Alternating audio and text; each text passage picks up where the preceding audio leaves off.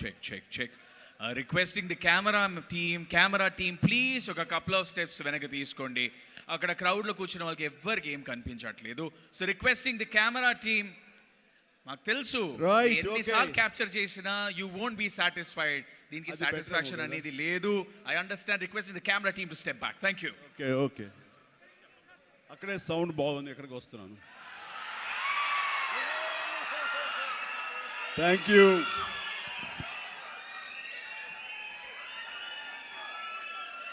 Right, sound బెటర్గా ఉంది కదా, అందరికీ వినిపిస్తుందా? కార్నర్ వారికి కూడా గుడ్. ఫోటోగ్రాఫర్స్ నీల్ డౌన్ అవ్వండి, లేదా స్టేజ్ కింద కూర్చోండి, సో దట్ అటు ఉన్నటువంటి నా మిత్రులకి, నా ఆప్తులకి నేను కనబడతాను. Please, I'm serious. దిగండి కిందకి. అండ్ సెక్యూరిటీ ఎవరు కూడా నించోవద్దు, కూర్చోండి. Nothing will happen here. ఈ 180 degrees ఎవరు ఉండకూడదు నాకు.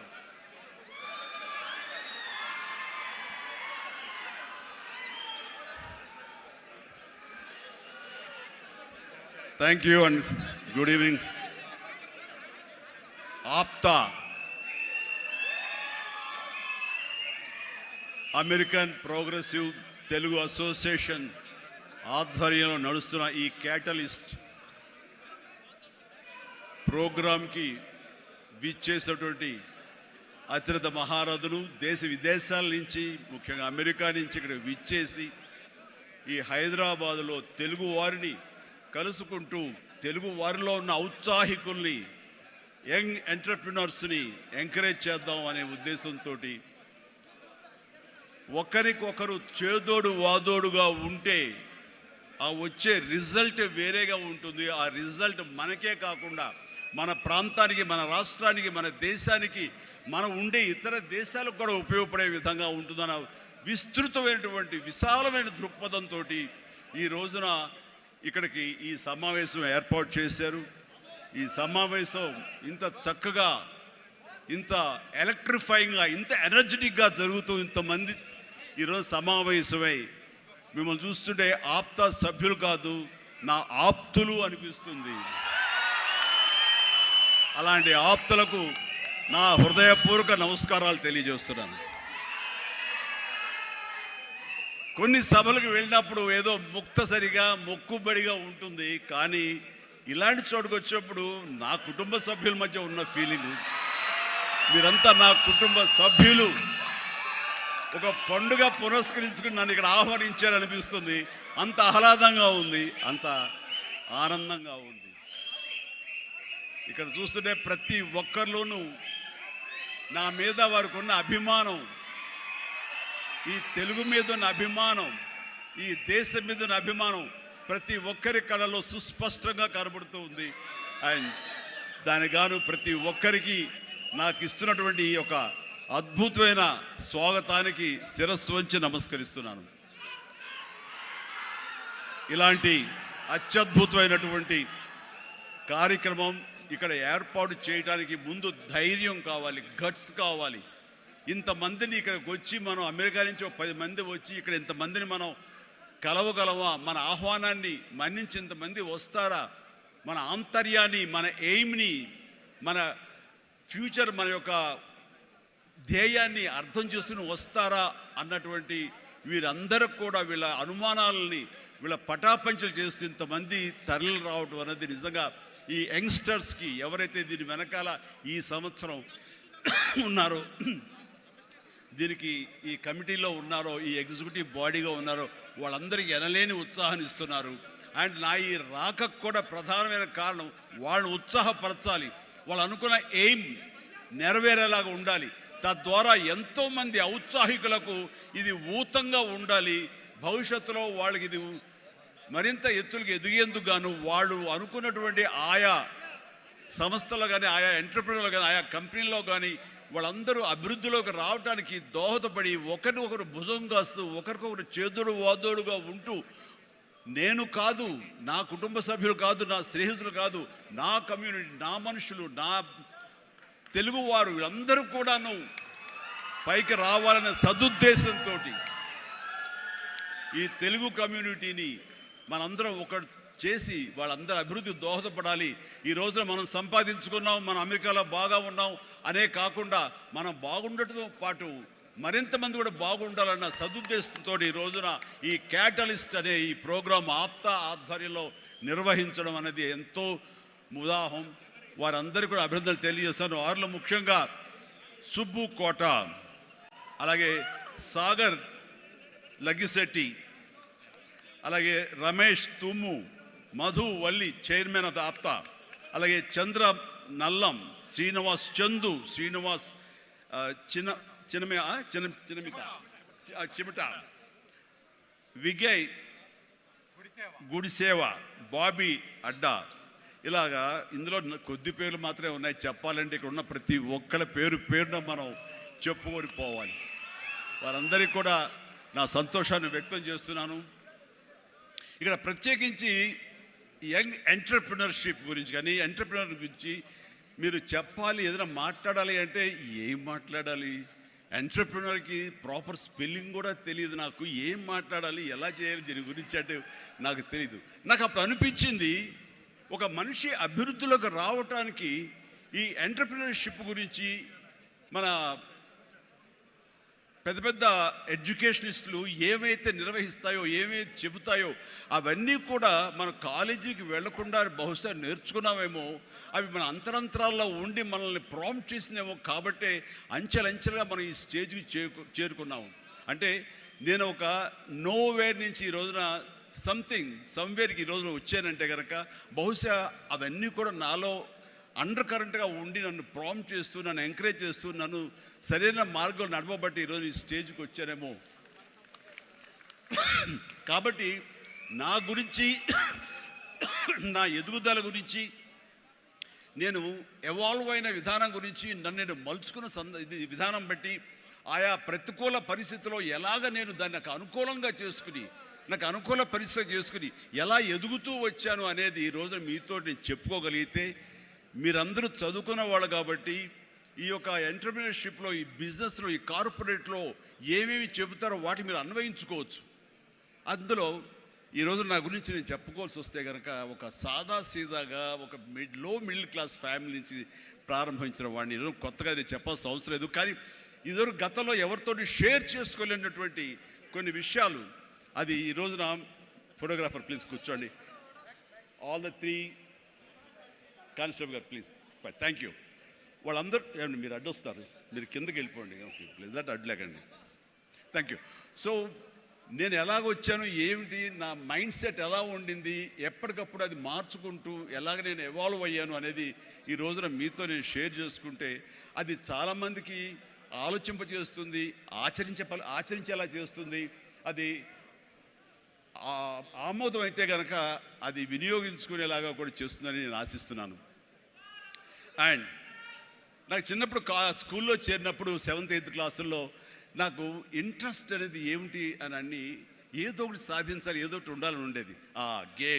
గేమ్స్ అనేది, ఆట అనేది ఎవరికి ఇష్టం ఉండదండి. చదువు అంటే కష్టం కానీ ఆట ఎవరికి ఇష్టం ఉండదు. సో చదువు వైపు తప్పనిసరిగా వెళుతున్నాం కానీ నా మనసు ఆటల వైపు అని. అప్పుడు బాల్ బ్యాడ్మింటన్ ఉండేది, ఎల్లో బాల్ ఇలా ఉండేది. సో 1-2 రోజులు ఆడిన తర్వాత 3వ రోజు ఎవడో ఏమో తెలియదండి, సరిగ్గా కొడితే అది నా కంటికి తగిలి కళ్ళు వాచిపోయింది. ఆ తర్వాత మళ్ళీ ఆ గేమ్ వైపు వెళ్ళలేదు. సరే వాలీబాల్ ఆడదాం కదా అంటే వాలీబాల్ ఆడ అవతల షాట్ ఎగిరి కొట్టినప్పుడు నేను ఫింగర్స్తో టచ్ చేశాను. ఇలా టచ్ చేస్తుంది, ఫింగర్తో టచ్ చేస్తే మొత్తం 7 వంగిపోయినాయి. ఆ ఆట అంటే భయం వేసింది. క్రికెట్ అంటే ఆడెవడో మన బాల్ తీసుకొచ్చి నా బొట్టనవేలు మీద కొట్టాడు, బొట్టనవేలు వాసిపోయింది.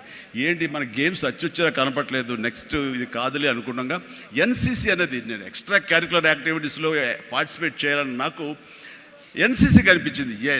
ఎన్సీసీలో ఒక క్రమశిక్షణ వస్తుంది అండ్ ఎక్సర్సైజ్ ఉంటుంది, డిసిప్లిన్గా మనం ఇది అన్వయించుకోవచ్చు, అలవర్చుకోవచ్చు అనే ఉద్దేశం దాంతో చేరిన నాకు కాలేజీ డేస్లో బీకామ్ చదువుతుండగా ఫస్ట్ ఇయర్లో ఒక క్యాడెట్ ఆఫ్ ఎన్సీసీ, నేవీ ఎన్సీసీలో నేను చేరినప్పుడు ఒక క్యాడెట్గా చేరాను. నెక్స్ట్ ఇయర్ పెటీ ఆఫీసర్ అయ్యాను. ఆ తర్వాత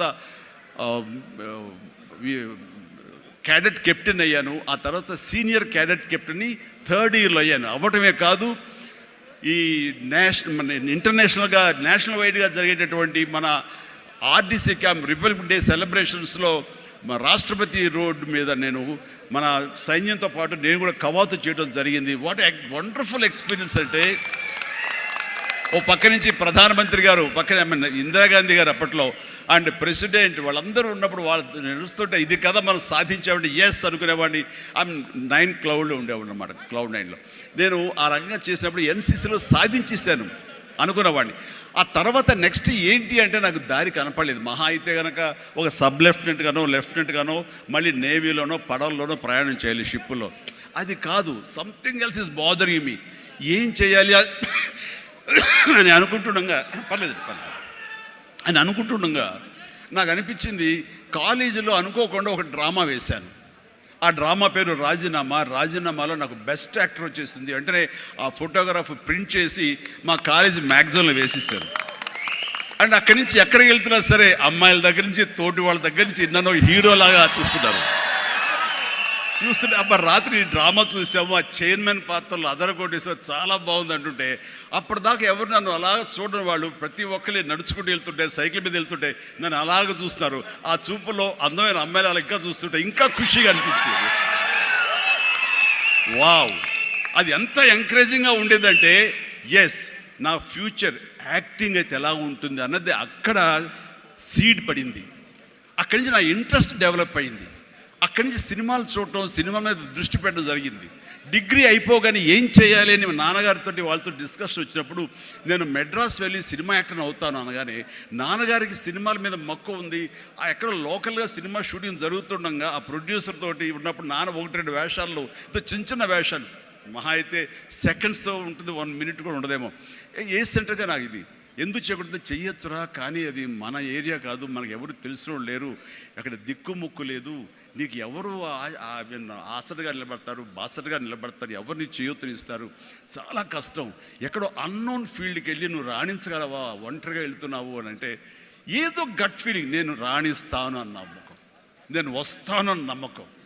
ఎందుకంటే ఏమనుకున్నా, ఏ బ్యాంక్ ఎంప్లాయీ అనుకున్నా, నాన్నగారిలాగా పోలీస్ డిపార్ట్మెంట్ అనుకున్నా, ఇంకోటి అనుకున్నా, నేవీ ఆఫీసర్ అనుకున్నా కిక్ ఇవ్వటం లేదు. అదే సినిమా యాక్టర్ అయితే యా అని అనిపించింది అని అప్పటి నుంచి సినిమా మీద దృష్టి పెట్టాలంటే నేను లింగులిట్టుకుంటూ వెళ్ళి 4 ఫోటోలు తీసుకుని ఆఫీసుకి వెళ్తే ఎవడో ఆదరించడు. నేను ఒక ఫిలిం ఇన్స్టిట్యూట్లో ట్రైనింగ్ అయ్యానండి, ఆమె ట్రైన్డ్ యాక్టర్ అని అంటే ఎంతో కొంత ఆదరణ ఉంటుంది, రాబో కూర్చోటి సో టీ అని ఇస్తారేమో అనే ఉద్దేశంతో నేను ఫిలిం ఇన్స్టిట్యూట్లో జాయిన్ అయితే అక్కడ నేను అయ్యాను. ట్రైనింగ్ అయిన తర్వాత అక్కడి నుంచి ఏ ఒక్క రోజు కూడా రమ్మండి, ట్రైనింగ్ పూర్తి అవ్వకుండానే నన్ను నా టాలెంట్ని చూసి ఆయా ప్రొడ్యూసర్లు అప్పటికప్పుడు నాకు వేషాలు ఇవ్వడం మొదలుపెట్టారు. నా ఫోటోలు తీసుకుని ఏ ఆఫీస్కి వెళ్ళలేదు, ఏ ఆడిషన్స్కి వెళ్ళలేదు నేను, బట్ ఒకటే ధ్యేయం ఎస్ అని. ఆ టైంలో అందరూ తెలుసుకోవాల్సింది, మీ వర్క్లో కూడా తెలియకుండా పాండీ బజార్ వెళ్ళేవాడిని ఎప్పుడైనా. అక్కడ వెస్టర్న్ ఇంట్రెస్ట్ నుండి డిస్గస్టెడ్ పీపుల్, ఫ్రస్ట్రేటెడ్ పీపుల్ అక్కడ ఉండే కాఫీలు టీలు తాగేవాళ్ళు. నేను అక్కడికి వెళ్ళేవాడిని. కొంతమంది కలిసి ఏంటి కొత్తగా వచ్చావా, ఏం చేస్తున్నావు, సినిమాల వేషం ట్రై చేస్తానని, ఇంకా ఇన్స్టిట్యూట్లో ట్రైనింగ్ అవుతున్నాను. ఆహా అబ్బో రైట్ రారా, వీడు చూడు ఎంత అందంగా ఉన్నాడో, కొట్టేరు లాంటి ముక్కు, మంచి ఇది వచ్చేస్తూ, వీడికే దిక్కు ముక్కు లేదు, సోసోగా కనిపించే నీకేంటా, ఇదో ఇక్కడ అక్కు ఆశ పెట్టుకోకు, ఇక్కడున్న ప్రతి ఒక్కళ్ళు కూడా సినిమాల్లో ఏదో ప్రయత్నం చేసిన వాళ్ళే, ఇక్కడ నా అనేవాళ్ళు ఎవరు లేకపోతే నువ్వు రాణించలేవు అని చెప్పినప్పుడు చాలా డిసప్పాయింట్ అయిపోయేవాడిని, సల్క్ అయిపోయేవాడిని, కుంగిపోయేవాడిని. అలాగే రూమ్కి వెళ్ళేవాడిని, ఆ రోజంతా నిద్ర పట్టేది కాదు, నిజమా అనేది. నేను ఏదైతే ఆశలు ఏదైతే మనసులో పెట్టుకుని నేను అవుతాను నమ్మకం ఉందో ఆ నమ్మకం సడిలిపోయేది, బ్రేక్ అయిపోయేది, కూలిపోయేది. అప్పుడు నేను ఒక్కడనే, నాకు ఆంజనేయ స్వామి ఒక్కడే నాకు ఉండేవాడు. ఆయన దగ్గరికి వెళ్ళి ఆయన ప్రార్థించున్నాను, ఆయనతోటే నేను కాన్వర్స్ చేసేవాడిని, ఆయనతోటే సంభాషించేవాడిని. ఆయనతోటి నేను ఏది మాట్లాడినా సరే ఆయన నాకు బదులు చెప్తున్నట్టుగా అనిపించేది.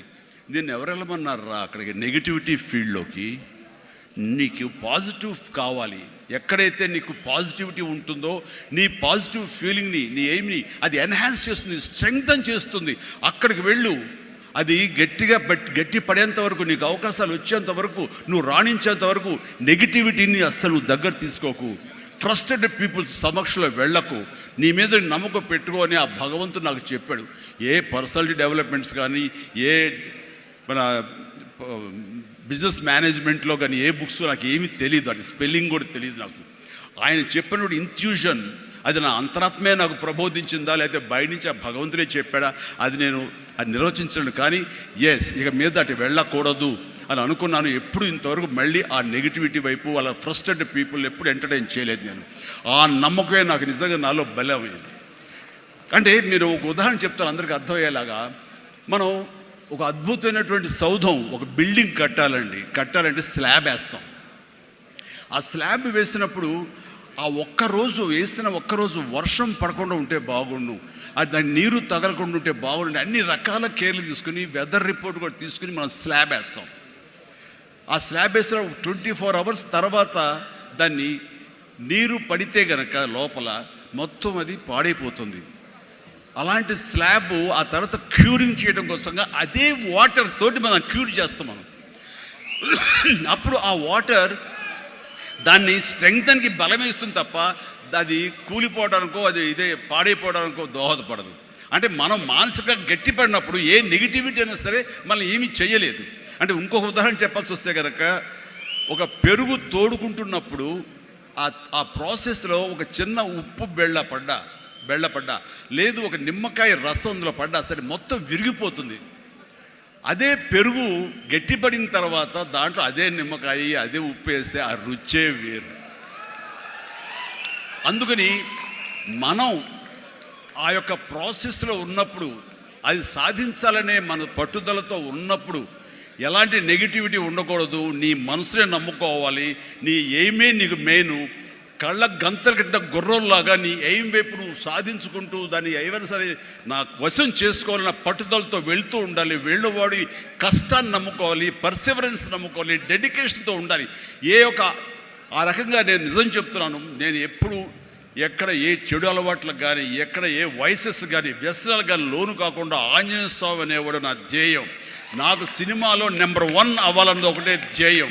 ఆ రకంగా ముందుకుంటూ వస్తూ ఉండేవాడిని. ఈ లోపల అవమానాలు జరగకపోలేదు, ఎన్నో డిసప్పాయింట్మెంట్ జరగకపోలేదు. అయితే అప్పట్లో నాది బాగా గట్టిపడినటువంటి కాంక్రీట్ స్లాబ్, బాగా గట్టిపడినట్టు పెరుగులాగా అయ్యాను. కాబట్టి ఇవేమీ నాకు లేవు. వీటిని నాకు అనుకూలంగా మలుచుకున్నాను. ఒక గ్రద్ద పైకి ఎగురుతున్నప్పుడు తన స్వశక్తితోటి పైకి ఎదగదు. కొంతవరకు ఎగిరిన తర్వాత అక్కడ ఉండేటటువంటి గాలి పవనాలని అదును చూసుకుని వాటిలోకి ఎంటర్ అయ్యి ఆ యొక్క కరెంట్స్ తోటి అది ఇంకొంచెం హైట్కి వెళ్తుంది. అందుకని నాకున్న పరిస్థితులు నాకు అనుకూలంగా మార్చుకుని నేను పైకి వెళ్తూనే వచ్చాను తప్ప ఎప్పుడూ కిందకి పడలేదు. ఈ రోజుకి పడలేదు. సినిమా ఇండస్ట్రీకి అంత ఇదిగా ఉన్నానంటే నాకు నేనుగా ఏర్పరచుకున్నటువంటి, నాకు నేనుగా చూసిన ఫిలాసఫీ తోటి ఆ యొక్క దీంతో ముందుకు వెళ్తూనే వచ్చాను. అంటే చాలాసార్లు చెప్పాలంటే ఎన్నో డిసప్పాయింటింగ్ జరిగింది నాకు. అంటే ఒక సినిమాలో నన్ను బుక్ చేసి మహానటుడు రామారావు గారితో అప్పట్లో ఒక సినిమా చేశాను, తిరుగులేని మనిషి అని. దేవి ప్రసాద్ గారు ప్రొడ్యూసర్. అందులో నేను, ఫటాఫట్ జయలక్ష్మి, ఆయన, రతి అగ్నిహోత్రి చేశారు రామారావు గారితో. ఆ సినిమాలు చాలా బాగా చేశాను. రామారావు గారి పక్కన మరొక హీరోగా నాకు అవకాశం వచ్చింది. అంతా ఎర్లీ స్టేజ్లోనే అనుకుంటాను. నాకు ఆ సినిమా ఫెయిల్ అయింది. ఆ తర్వాత మళ్ళీ అదే రామారావు గారితో మళ్ళీ సినిమా చేసే అవకాశం వచ్చింది ఒక దిగ్దర్శకులతోటి. అయితే నాకు డేట్లు ఇచ్చారు, నా మెజర్మెంట్స్ తీసుకున్నారు, నేను వెయిట్ చేస్తాను. కానీ నా పేరు లేకుండా మరొకరి పేరుతోటి ఆ అనౌన్స్మెంట్ అయ్యేసరికి ఎక్కడ డిసప్పాయింట్మెంట్ వచ్చింది. ఏంటిది అని ఆ రోజున ప్రొడ్యూసర్ని పిలిచి, ఇదేంటంటే షెడ్యూల్ స్టార్ట్ అయిపోతుందంట, నాకు డేట్లు చెప్పారు, నేను ఆ డేట్లు ఎవరికి ఇవ్వకుండా నేను ఇక్కడ దాచిపెట్టాను, నేను ఎదురు చూస్తున్నాను అంటే, సారీ చిరంజీవి గారు, ఎలా చెప్పాలో తెలియక మేము టైం తీసుకున్నాము. ఎందుకంటే పోయిన సినిమా మీది ఫ్లాప్ అయింది కదా కాంబినేషన్లో, అందుకని దానికి గ్లామర్ ఉండదని మీరు వద్దనుకున్నామని. ఆ విషయం చెప్పచ్చు కదండి అని. అంటే ఆ టైంలో నేను నాతో సినిమా చేస్తే సినిమా ఫెయిల్ అవుతుందని ఒక బ్యాడ్ ఇది నా మీద స్ప్రెడ్ అయ్యే అవకాశాలు ఉన్నాయి. ఈరోజు సోషల్ మీడియా, ఆ రోజు ఇంత మీడియా లేదు కాబట్టి కానీ, లేదంటే ఎంత బ్యాడ్ అయ్యేదంటే నన్ను తిరిగి ఇతనితోటి ఎవరైనా చేస్తే సినిమా ఫెయిల్ అవుతాయి, ఇది ఒక ఐరన్ లెగ్ అనే పరిస్థితి వచ్చేసరికి ఎక్కడో మళ్ళీ జంకాను. కానీ గ్రద్దలాగా నాకు అనుకూలంగా ఉన్నటువంటి అవకాశాల పవనాల్ని అదునుగా చూసుకుని నేను ఎదిగాను. దాన్ని పాజిటివ్గా తీసుకున్నాను. ఎవరైతే వద్దులే ఈ సినిమా చిరంజీవి వద్దులే అని నన్ను పక్కన పెట్టి అనుకున్నారో అలాంటి వ్యక్తితోటే నేను రామారావు గారి కంటే ఎక్కువ సినిమాలు ఆయన నాతో చేసేలాగా చేసుకున్నాను. అత్యధిక సినిమాలు రామారావు గారు చేస్తే ఆ మహానుభావుడు ఆ దర్శకుడి దగ్గర, అదే దర్శకులు వారు నన్ను భుజం పట్టి నన్ను పైకి తీసుకుని ఆయనకంటే 4 సినిమాలు ఎక్కువే చేశారు నాతోటి. అది పరిస్థితుల్ని మనకు అనుకూలంగా మలుచుకోవటం, మార్చుకోవటం, తద్వారా మనం ఇంకొంచెం పైకి వెళ్ళటం అనేది. ఆ రోజున డిసప్పాయింట్ అయిపోయి నీ కసి లేకుండా, లేదా ఆ కసిని నెగిటివిటీ పెట్టి మార్చుకుంటే కనుక అది నిన్ను తినేస్తుంది. నువ్వు ఇలాగే ఉండిపోతావు, అలాగే దిగజారిపోతావు, అలాగే కనుమరుగైపోతావు. అలా కాదు, మనం ఎదురు తిరగాలి, పరిస్థితులు మనం అనుకూలంగా మార్చుకోవాలి. అందునే గ్రద్ద ఫిలాసఫీ నాకు ఫిలాసఫీ. అండ్ ఎదిగాను, పైకి వెళ్తూ వచ్చాను. ఆయన దగ్గరే నా రికార్డులు ఉన్నాయి. అది నా ఫస్ట్ సినిమా ₹1 కోటి చూసిన సినిమా అదే. నా రెమ్యునరేషన్ కాసుమా, సినిమా బడ్జెట్ 75 లక్షలు వస్తే కనుక బ్రహ్మాండ బడ్జెట్, ఎంత రెవెన్యూ అనుకునేవాళ్ళు. ఫస్ట్ ₹1 కోటి. నా తోటి హీరోలు కూడా ₹1 కోటి తెలుగు సినిమా అనే లెవెల్కి వెళ్ళింది. అక్కడి నుంచి కోటి అనేది మామూలు అయిపోయింది. ఒక్కొక్క ఏరియాలోనే ₹1 కోటి. ఆ తర్వాత నా రెమ్యునరేషన్ ₹1 కోటి పైబడి అలా అంచెంచుగా ఎదుగుతూ వచ్చాను. నేనేమన్నానంటే, మీ బలం మీ పాజిటివ్ థింకింగ్, మీ బలం మీ కన్విక్షన్, మీ బలం మీ ధ్యేయం నుంచి పక్కదారి పట్టకపోవటం. మీరెవరైనా సరే మీ ఎయిమ్ ఏంటి అనే దాన్ని మీరు ఫిక్స్ చేసుకోండి. ఆ ఎయిమ్ని వెళ్ళటం కోసంగా దారులు వెతుక్కోండి. అవకాశాలు ఇలాగ అబండెంట్గా ఉంటాయి. వాటిల్లో మనకు కావలసిన అవకాశాలు, మన ధ్యేయానికి లక్ష్యానికి దగ్గరగా ఉండే అవకాశాలు మనకి పాపపై కనపడుతుంటాం. ఆ పాపపై కనపడే దాన్ని మనం గుర్తించగలగాలి, వాటిని ఎంబ్రేస్ చేసుకోగలగాలి, వాటిని మనకు అనుకూలంగా మనం మలుచుకోగలగాలి, అవి మనం బలంగా చేసుకోగలగాలి, వెళ్ళాలి. ఇనీషియల్గా వెళ్ళినప్పుడు డబ్బే సంపాదించుకోండి. డబ్బే కాదు ప్రధానం, నిలదొక్కుకోవడం ప్రధానం. మన ఎయిమ్ వైపు మనం వెళ్ళటం అన్నది అది ప్రధానం. వెళ్ళిన తర్వాత డబ్బు ఆటోమేటిక్గా వస్తుంది. అనుకున్నావా ఇంత వస్తుందని, ఆ తర్వాత డబ్బునే పెంచుతుంది. సో నేను అలాగే వెళ్తూ వచ్చాను. నిలదొక్కుకోవాలి, ఇక్కడ నెంబర్ 1 అనిపించుకోవాలి, నా స్థానం సుస్థిరం. ఇది లేకపోతే నేను బయట నయా పైసాకి పని చేయను.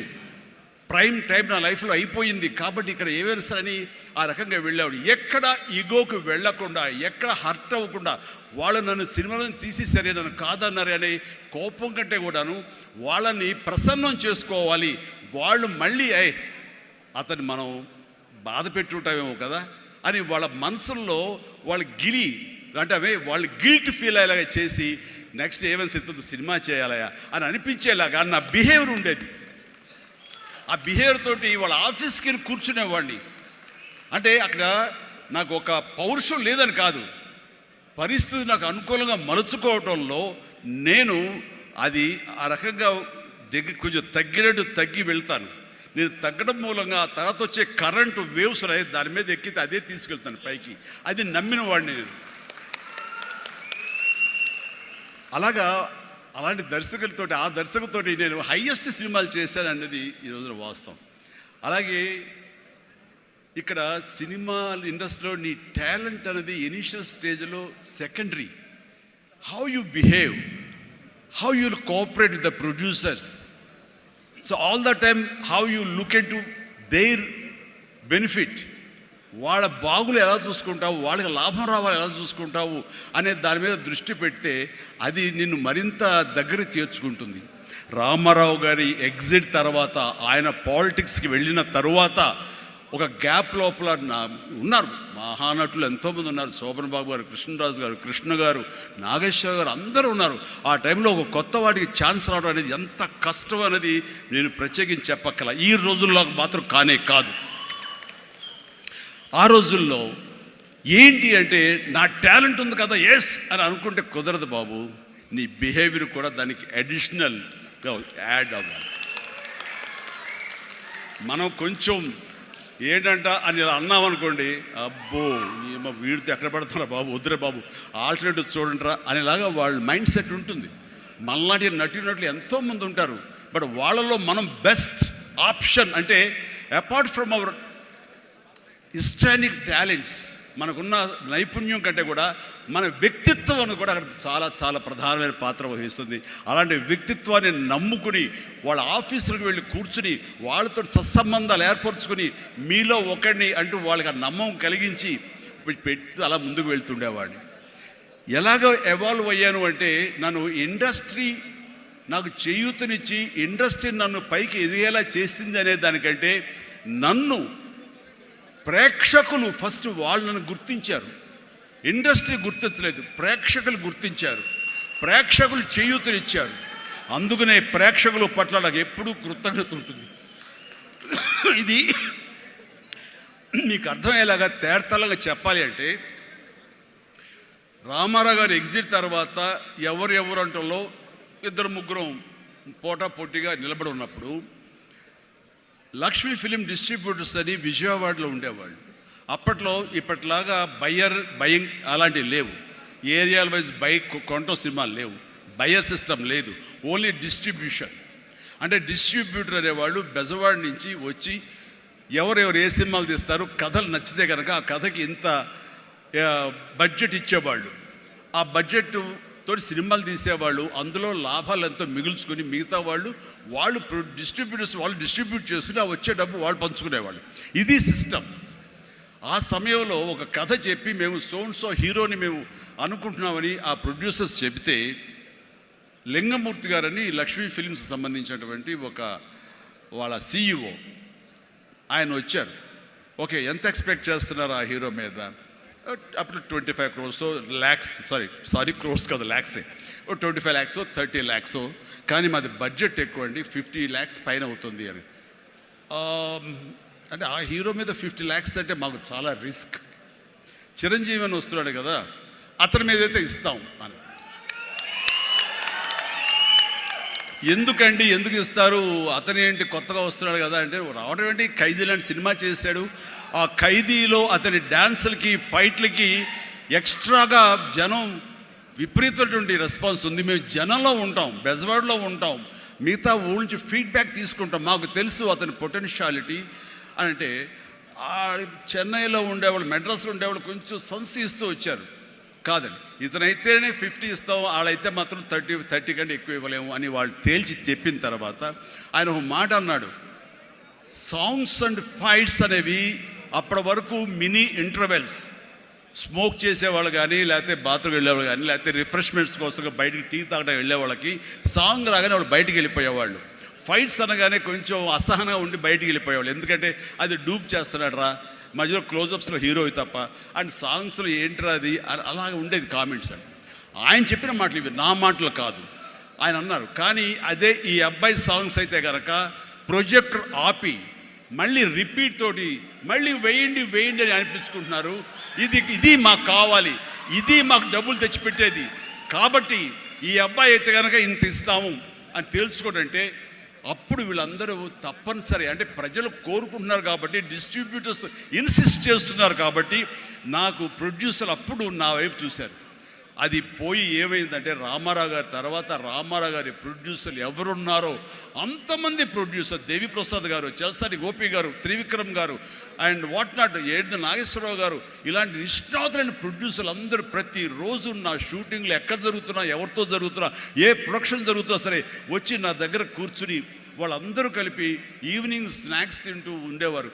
అప్పుడు అనేది ఇది కదా నా బలం, ఇది కదా నేను సాధించుకున్నాను అని. రామారావు గారి ప్రొడ్యూసర్లు తిరిగి నాతో సినిమాలు తీస్తుంటే అది ఎనలేని బలం. నెంబర్ 1 హీరో అవ్వాలని అనుకున్న నాకు ఆ క్షణం అనిపించింది, ఎస్ అయ్యానని. అయ్యానని ఒకసారి కాలర్ ఎగరేస్తే ఏమవుతుందో కూడా నాకు తెలుసు. అందుకనే అణిగిమణిగే ఉండాలి, ఎప్పుడు సబ్జ్యూడ్గానే ఉండాలి. నెంబర్ 1 అనేది నా మైండ్లో ఎప్పుడు పెట్టుకునేవాడిని కాను. స్వేర్ కష్టపడి పని చేస్తే ఆటోమేటిక్గా ఆ నెంబర్ అట్లాగే ఉంటుంది తప్ప ఎక్కడికి పోదు.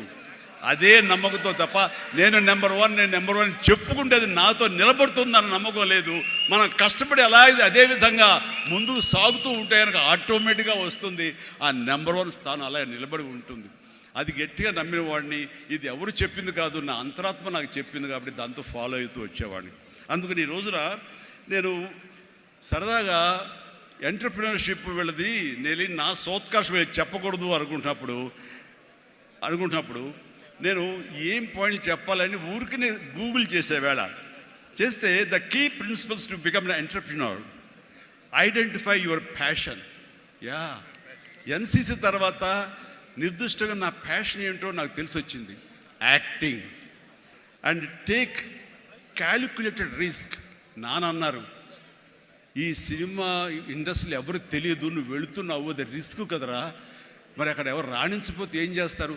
నాన్న రాణించకపోతే ICWAI ఆ కోర్సు చేరతాను ఎగ్మూర్లో, అందులో సైమిల్టేనియస్గా చదువుతాను, టైం వేస్ట్ చేయను అంటూ పగలంతా ఫిలిం ఇన్స్టిట్యూట్, ఈవినింగ్ అయ్యేసరికి ఈ యొక్క ICWI ఎగ్మూర్ అని చెన్నైలో ఉండేది. ఆ ప్రాంతంలో ఆ ఇన్స్టిట్యూట్లో నైట్ కాలేజీ చదివేవాడిని. ఒక 6 months అయిన తర్వాత చాలా కష్టమైపోయేది. నైట్ నిద్ర లేకుండా, పగలేమో ఈ ఫిలిం ఇన్స్టిట్యూట్లో నేను అనుకునేది చేయలేక నెమ్మదిగా నా ఇంట్రెస్ట్ స్ట్రెంగ్తన్ అవుతుంది, నాలో బలమైనటువంటి నమ్మకం ఏర్పడుతుంది, ఖచ్చితంగా రాణించగలన్న బలంతో వేసారంటే దీన్ని తెలియకుండా నేను వదిలేశాను. అది అలాగా. సో ఆ రిస్క్ తీసుకున్నాను నేను చెన్నై వెళ్ళి. Set clear achievable goals. నాకున్న టాలెంట్ డ్యాన్స్ అచీవ్ చేయగలను, నాకు టాలెంట్ ఒరిజినల్ ఫైట్స్ చేయగలను. I can do that. Performance ఇవ్వగలను. ఆ ఇవ్వటంలో పాటు ఒకే మాస్ అంటే ఎప్పటికైనా బోరు కొడుతుంది. అలా కాదు, అంటే డిఫరెంట్ డైరెక్టర్స్ని నమ్ముకున్నాను నేను, డిఫరెంట్ కథలను నమ్ముకున్నాను. ఒక పక్క నుంచి ఖైదీ సినిమా చేస్తే, మరో పక్క నుంచి నేను మంత్రి గారి వియ్యంకుడు సినిమా చేస్తాను. College students, young lad, love subject చేశాను. 2 కలిపి ఒక వారంలో రిలీజ్ అయింది. మీరు కావాలంటే గతంలోకి వెళ్ళి ఆ ఖైదీ రిలీజ్, నెక్స్ట్ మంత్రి గారి వియ్యంకుడు చూడండి. 1 week. 2 ఒకటి సూపర్ డూపర్ ఫినామినల్ హిట్, ఒకటి సూపర్ హిట్ అయింది మంత్రి గారి వియ్యంకుడు. ఆ తర్వాత శుభలేఖ, ఒక డిగ్నిటీ ఆఫ్ లేబర్, మన మహానుభావుడు విశ్వనాథ్ గారి డైరెక్షన్లో సినిమా చేశాను. ఆ తర్వాత ఇదే కాదు, చిన్నపిల్లల్ని అలరించేలాగా, ఇందులో చాలామంది చిన్నప్పుడు చూస్తుంటారు చంటి అబ్బాయి. ఆ సినిమా ఆ చేసిన ఆ ఫార్స్ కానివ్వండి, ఆ స్లాప్స్టిక్ కామెడీ కానివ్వండి, ఇప్పటికీ చాలామంది చెప్తుంటారు. వాళ్ళందరూ IAS ఆఫీసులో వాళ్ళు పెద్దవాళ్ళు అయ్యారు, వాళ్ళందరూ అయినా సరే చెప్తుంటారు.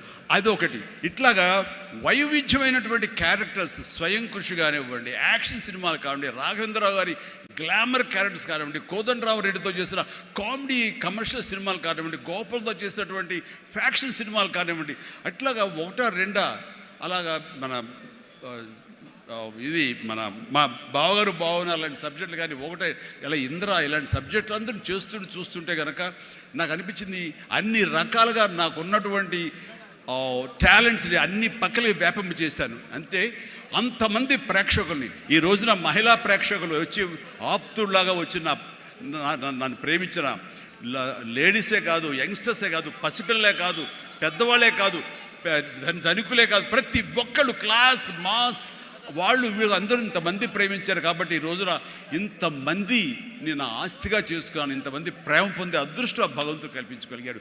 ఎందుకంటే నేను లిమిటేషన్స్ పెట్టుకోలేదు. ఆ రకంగా అది నాకు ఎంతో హెల్ప్ అయింది. అలాగా delivery, high quality work, constantly market understanding. ఈ రోజున ఒకటే రకమైన డ్యాన్స్లు వేస్తుంటే కనుక బోర్ కొట్టచ్చు. సో ఏం చేద్దాం, డ్యాన్స్లో కానీ ఫైట్స్లో కానీ వైవిధ్యం ఎలా తీసుకొద్దాం అనుకున్నప్పుడు, ఫారిన్ వెళ్ళినప్పుడు నా భార్యతో పిల్లలతో ఎంజాయ్ చేయడం కాకుండా అక్కడ దొరికేటువంటి వైవిధ్యమైన డ్యాన్స్ క్యాసెట్స్ తీసుకొచ్చేవాడు, VHS క్యాసెట్స్. అందులో మైకేల్ జాక్సన్ ఉండేవి. అప్పుడు ఇక్కడ ఇండియాలో VHS క్యాసెట్లు కానీ VHS ప్లేయర్స్ కానీ ఉండేవి కదా, వీడియో ప్లేయర్స్. అవి తీసుకొచ్చి ఒక ప్లేయర్ కొనుక్కొచ్చి అవి చేసుకునేవాడిని, అవి డ్యాన్స్ మాస్టర్లు చూపించేవాడిని. అదే ఈరోజున డిస్కో డ్యాన్సులు కానివ్వండి, బ్రేక్ డ్యాన్సులు కానివ్వండి, వేవ్ డ్యాన్సులు కానివ్వండి, ఇలాంటి డ్యాన్సులు రావడానికి నేను వైవిధ్యంగా ఉండాలని ఎప్పటికీ పరితపిస్తూ ఉండేవాడిని. వాళ్ళ మొనాటినిగా ఫీల్ అయ్యేలా చేసేవాడిని కాదు. అది ఫైట్స్లో కూడా అదే విధంగా ఉండేది. And then critically important is understanding your target audience and customers. So మారుతున్న కాలానికి అనుకూలంగా ఆడియన్స్ టేస్ట్ మారుతుంటే మనం కూడా మన సినిమా కథాంశాలు మార్చుకోవాలంటూ ఆయా కథకులతో కూర్చుని ఇంటరాక్ట్ అవుతూ వాళ్ళని మార్చుకుంటూ జగదగ వీడు అతిలోక సుందరి, అన్నయ్య అనే సినిమా, సెంటిమెంట్ సినిమా, హిట్లర్ అనే సినిమా, మాస్టర్ అనే సినిమా, రెస్పాన్సిబిలిటీ సినిమాలు, మెసేజ్ ఓరియంటెడ్ సినిమాలు ఇస్తూ ఆ రకంగా మోసపోసే సినిమాల నుంచి నేను బయటికి రావడం జరిగింది. And know that your product won't appeal to everyone and conduct market research and continuously learning. ఇప్పుడు సినిమా చిరంజీవి సినిమా అంటే అందరూ లైక్ చేసేయాలి, అందరిని అనుకోకూడదు. కొంతమంది డిస్లైక్ చేసేవాళ్ళు ఉంటారు. కానీ డిస్లైక్ చేసేవాళ్ళని కూడా మనం ఇంప్రెస్ చేయాలి అంటే కనుక మనం ఏ విధంగా మన యాక్టింగ్లో మార్పులు చేర్పులు చేసుకోవాలి అనుకుంటాడు. ఇక్కడ ఉన్నటువంటి కొంతమంది ఇండస్ట్రీలో, సార్ మీ సినిమాల్ని దొంగతనంగా చూసేవాళ్ళం సార్, ఇదేం కర్మయ్యా దొంగతనం ఎందుకు, ధైర్యంగా చూడొచ్చు కదా అంటే, లేదు సార్ అలా చూస్తే మా వాళ్ళు కొంతమంది ఎందుకురా సినిమాలు అంటే అవేనా అని అనేవాళ్ళు సార్. అదేంటయ్యా సినిమాలకు కూడా ఆ తేడా చూపిస్తారా? అవును సార్, అందుకని మీ సినిమాలు మీ డ్యాన్స్ అంటే మాకు ఇష్టం సార్, అందుకని సెకండ్ షోలకి ఎవరికి తెలియకుండా కామ్గా వెళ్ళిపోయి చూసి వచ్చేవాళ్ళం సార్. ఏమిటి అసలు అవి చూసి కాలేజీలో ఆ పెర్ఫార్మెన్స్ ఇచ్చేసేవాళ్ళం సార్, మాకు ప్రైజులు వచ్చేసేవి. ఆ రకంగా అందరినీ కూడా ప్రతి ఒక్కరిని కూడా నేను నా వైపు ఆకట్టులాగా చేయగలిగాను. అలాగే learn from mentors and successful entrepreneurs. ఎవరైతే మీకంటే ముందే సాధించారో వాళ్ళని మీరు ఆధారంగా చేసుకుని వాళ్ళు ఏ విధంగా అంత స్థాయికి వెళ్ళారు, టాటా వాళ్ళు కానీ ఇంకోళ్ళు కానీ వెళ్ళారు. అంటే నా విషయంలో రామారావు గారు, నాగేశ్వరరావు గారు ఆ స్థాయికి వెళ్ళారంటే క్రమశిక్షణ, టాలెంట్ అనేది ప్రూవ్డ్. కానీ ఇక్కడ క్రమశిక్షణ అనేది చాలా ఇంపార్టెంట్. అందరితో సత్సంబంధాలు పెట్టుకోవడం ఇంపార్టెంట్. నిన్ను క్రిటిసైజ్ చేసే వాళ్ళు ఉంటారు, ఆవేశపడకు, వాళ్ళ తప్పు వాళ్ళు తెలుసుకుంటారు, నువ్వు సంయమనం పాటించాలి. అండ్ అట్లాగా నేను నా సీనియర్స్ నుంచి నేర్చుకుంటూ వచ్చాను. Learn more mentor and successful entrepreneurs of course. అలాగే నెట్వర్క్ అనేది చాలా ఇదిగా ఉండాలి మీకు, అంటే డిస్ట్రిబ్యూషన్ సైడ్ కానీ ఇంకోటి కానీ మీ ప్రోడక్ట్ మార్కెటింగ్ చేసుకోవట్లేదు. అలాగా నా విషయంలో నాకు అండగా నిలబడింది, నన్ను ప్రజల్లోకి నిరంతరం తీసుకెళ్ళేది ఎవరంటే నా అభిమానులు. మీ ఎంటర్ప్రినర్స్కి ఎలాగైతే కనుక నెట్వర్క్ ఉంటుందో, అబ్జర్వ్ చేసుకుంటారో, డిస్ట్రిబ్యూషన్ ఉంటుందో, మార్కెటింగ్ స్ట్రాటజీస్ ఉంటాయో, అలాగా నా అభిమానులు ఎప్పటికప్పుడు నాకు అండదండలు అందిస్తూ కొండంత అండగా నిలబడ్డారు.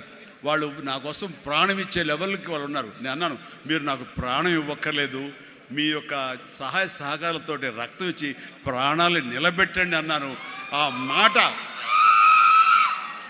మాట పుణికి పుచ్చుకుని 25 సంవత్సరాలుగా ఈరోజు కూడా వాళ్ళు రక్తదానం చేస్తూనే ఉన్నారు. వాళ్ళందరికీ నిజంగా జీవితాంతం నేను రుణపడి ఉంటాను.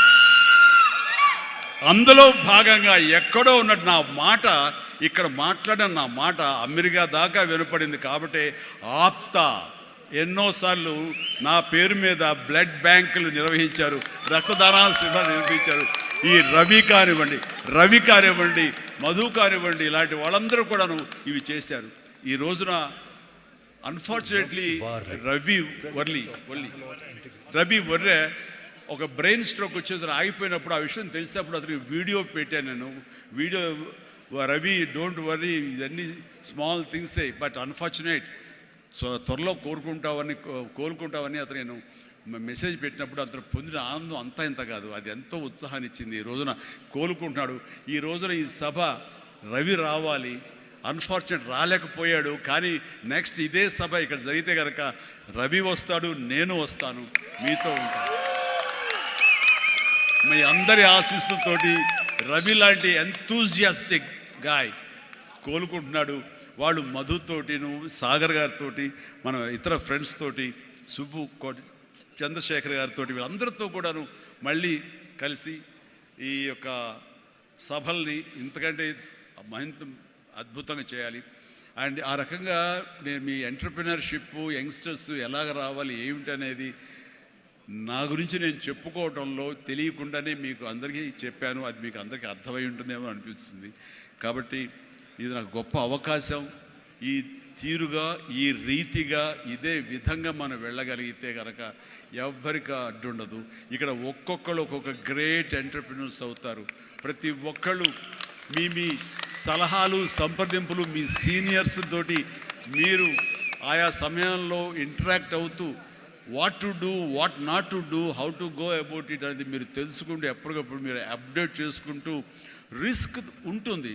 బట్ మన జీవితాలు కొలాప్స్ అయ్యేలాగా మాత్రం రిస్క్ వద్దు. కానీ మీడియం రిస్క్ తీసుకుంటూ మీరు ముందుకు వెళ్ళకపోతే అభివృద్ధి ఉండదు. ఛాలెంజ్ సినిమా ఎంతమందికి ఇన్స్పిరేషన్ వచ్చింది అంటే ఆ రోజుల్లో ఏమి చేయాలరా అని తొయ్యనంటే వాళ్ళకి ఆ సినిమా ఒక దిక్సూచిలా ఉండి ఈవెన్ మనం కూడా అచీవ్ చేయగలం అనే నమ్మకం వచ్చింది. అలాగా సినిమాల ద్వారా ఇతోధికంగా నేను చాలామందికి మార్గదర్శకంగా నిలబడ్డాను, ఇన్స్పిరేషన్గా నిలబడ్డాను.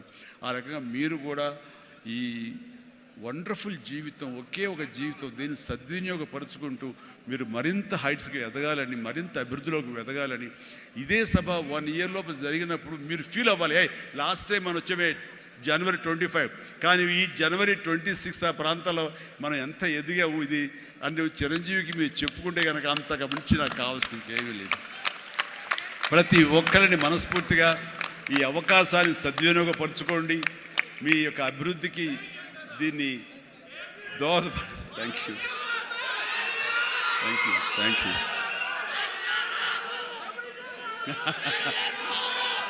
ఎస్ ఇందాక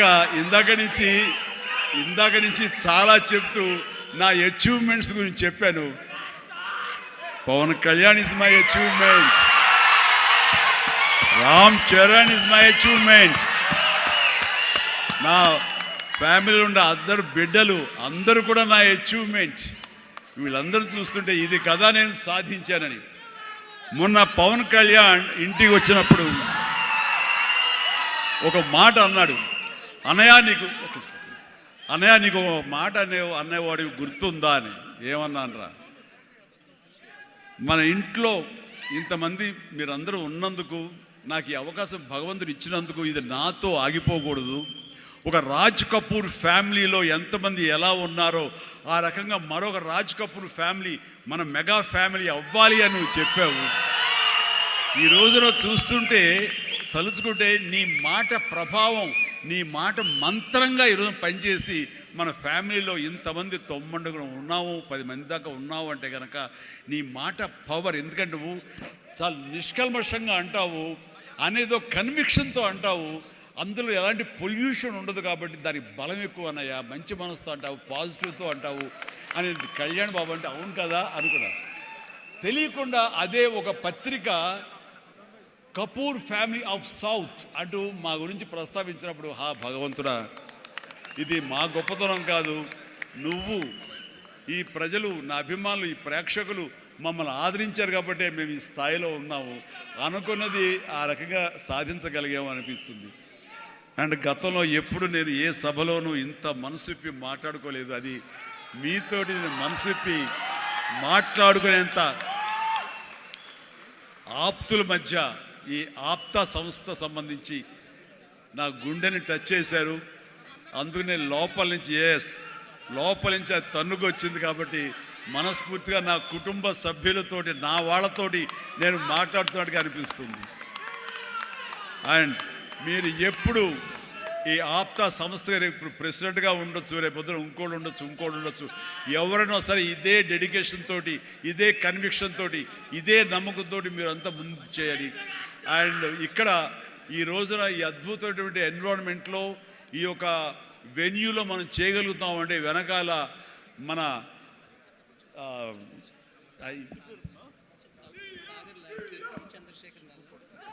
ఈ వెన్యూ ఇచ్చినటువంటి మా గోపి చల్మశెట్టి అనిల్ అంటారు. గోపి నాకు అత్యంత ఆప్తుడు, నా ఇంటి మనిషి. మేము ప్రతిరోజు కలుసుకుంటూనే ఉంటాం. అతను కూడా మామూలు సాదాసీదా స్థాయి నుంచి ఈ రోజున తనలో ఉండే ఆ ఇంటెలిజెన్స్ అవనివ్వండి, ఆ ఇంటలెక్చువల్ థాట్స్ అవనివ్వండి, ఆయన చెప్పాలంటే సైన్స్ చదువుకొని సైంటిస్ట్ ఆయన. ఈ రోజున మన దేశం గర్వించే విధంగా గ్రీన్ ఎనర్జీలో ఆయన పాయినీర్ అయ్యాడు, నిష్ణాతుడయ్యాడు, హైట్స్కి వెళ్ళాడు. ఇప్పుడు ప్రపంచపరంగా కూడా మనందరం గర్వించే స్థాయికి తను వెళ్ళాడు. ఈ రోజున ఈ హైటెక్ సిటీ తనదే. మన అందరి కోసంగా ఈ వెన్యూ ఏర్పాటు చేసినటువంటి నా మిత్రుడు, నా తమ్ముడు, నేను అనే గోపి, మీరు అనేటువంటి చలమశెట్టి అనిల్ని మనస్ఫూర్తిగా అభినందిస్తున్నాను. అనిల్, నీ ముఖం ఎవరు చూస్తుంటారు, ఉంటే ఇటు వస్తావా నా పక్కకి? గోపి ఎక్కడ వెళ్ళిపోయాడు దొంగ? జస్ట్ వస్తున్నాడు సార్, వస్తున్నారా? Yeah please Gopi come yeah. ఒక బొకే ఉందండి, ఒక బొకే ఉందా?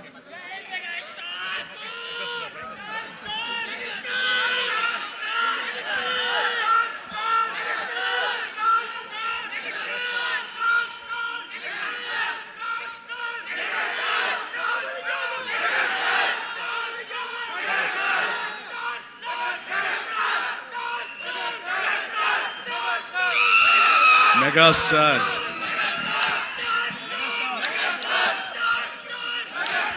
Thank you.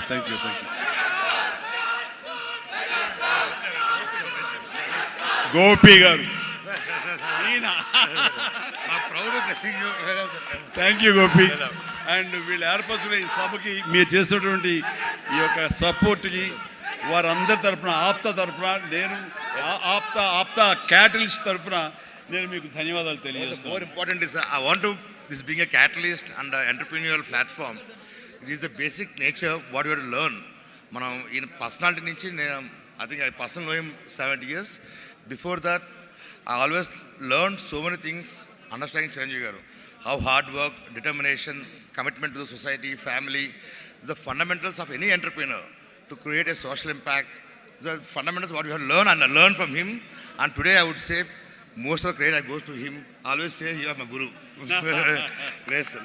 You are my brother. Yes, sir.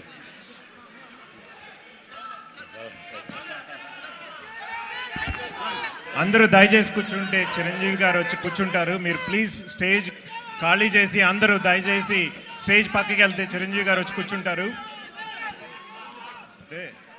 Please దయచేసి అందరూ స్టేజ్ మీద నుంచి ఖాళీ చేయాలి. మీరు చిరంజీవి గారు వచ్చి కూర్చోవాలి అంటే దయచేసి మీరు అందరూ ఖాళీ చేయాలి. స్టేజ్ మీద నుంచి ప్లీజ్ దిగండి అందరూ. మీ చిరంజీవి గారు ఇక్కడ ఉండి 2 నిమిషాలు కూర్చోవాలి అంటే అందరూ ప్లీజ్ ఖాళీ చేయండి.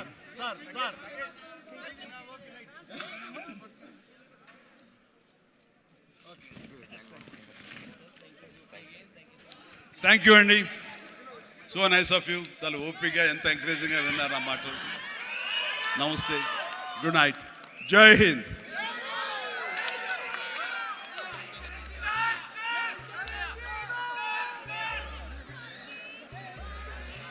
జై చిరంజీవి.